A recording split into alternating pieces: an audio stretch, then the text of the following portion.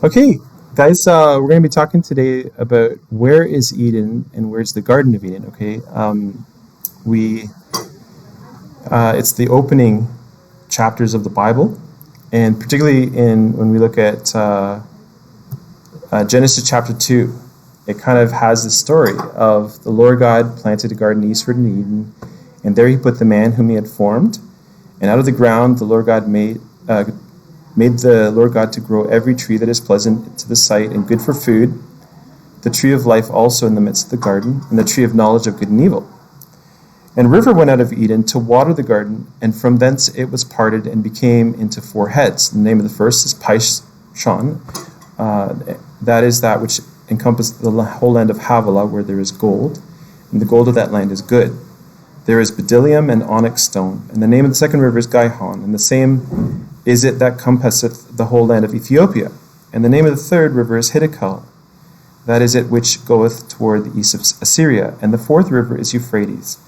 And the Lord God took the man and put him into the garden of Eden to dress it and to keep it. And the Lord God commanded the man, saying, Of every tree of the garden thou mayest freely eat, but of the tree of the knowledge of good and evil thou shalt not eat of it, for in the day that thou eatest thereof thou shalt surely die. Okay, so this is like first story in the Bible, really, really important. The question is, where did this happen? Is this actually a historical fact?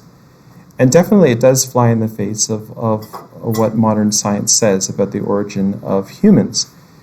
So I want to look at it from maybe historical and look at it possibly from some geographical background and kind of examine the evidence with us today.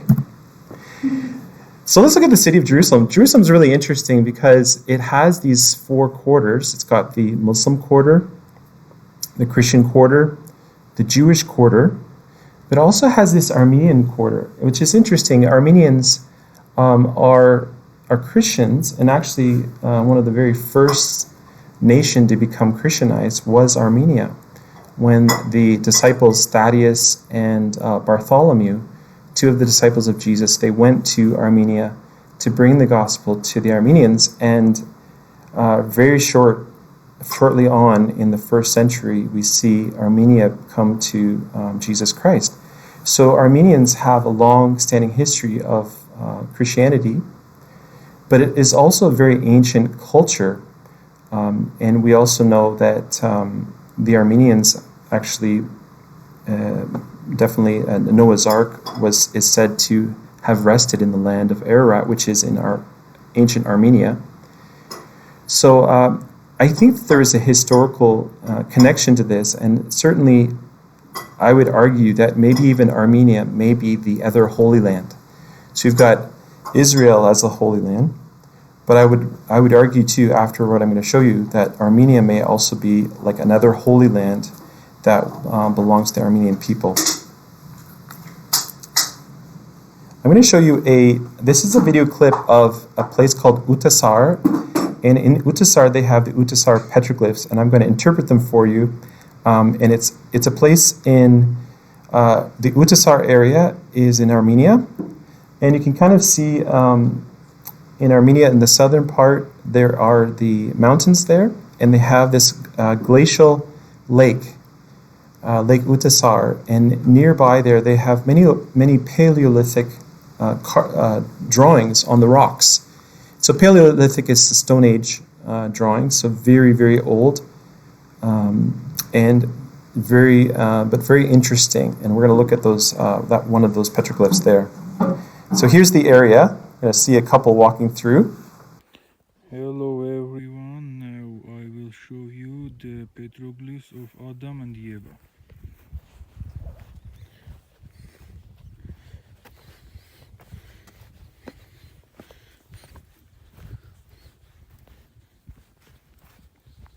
Here are many different petroglyphs.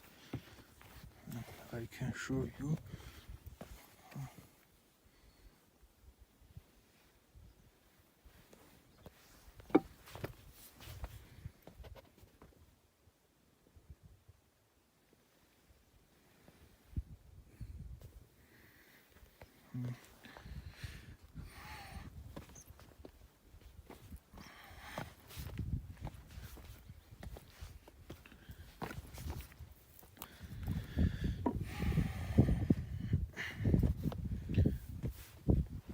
Now I will show you the photo of the petroglyph Adam and Eve.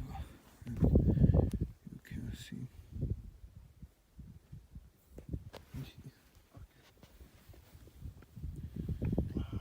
You can speak in French and say French people. Ah, vous voulez, oui. Donc nous sommes à 3300 mètres d'altitude. Et donc là, on voit les pétroglyphes d'Adam et Ève. Adam, Ève, and the snake, Yes, yes, le yes. serpent. And there is a tree also, but I don't remember where it is. Wow.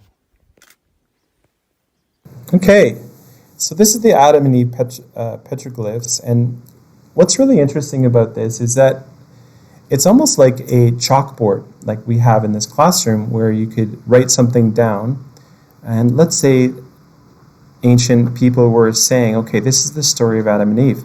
You can clearly see the story in this petroglyph, almost like a blackboard that was left written and just left.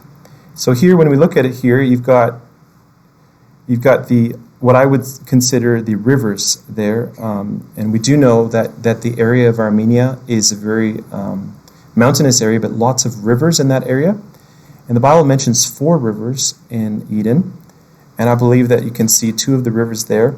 And then you can see those trees there up in the top in the green, 2 trees that are shown, depicted.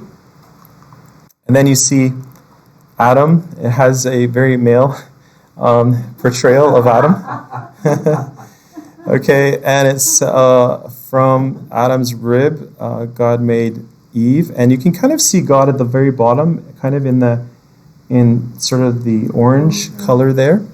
So that looks to me like the Creator there making Adam and Eve from the rib. I put Eve in pink just to kind of show her there. So And is this your interpretation? this is my interpretation, yeah. So you can see, and then there's a fruit there on one of the trees. You can see it's there. So I've added in the colors myself. And the next one says there was the serpent. So the serpent, you can see there depicted.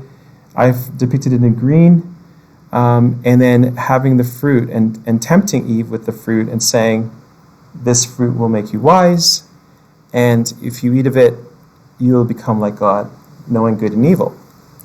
There seems to be a barrier between Adam and Eve. I don't know if it was meant to show that they were maybe separate at that time, or not sure what that barrier means. But then you can see the branch with the tree there and the woman taking the fruit of that tree. So, and then following, you can kind of see at the left, just at the bottom left near to the river, you can see another man standing there with a staff. And I'm not sure if I can make it closer, but you can see it right where the Genesis 2:8-9. There you see that man there, and if that could be a staff or a sword. Yeah, that could be the angel that told them they can never go back to the garden afterwards. So from this, I would argue that you have all the elements of the story of Adam and Eve right from this petroglyph.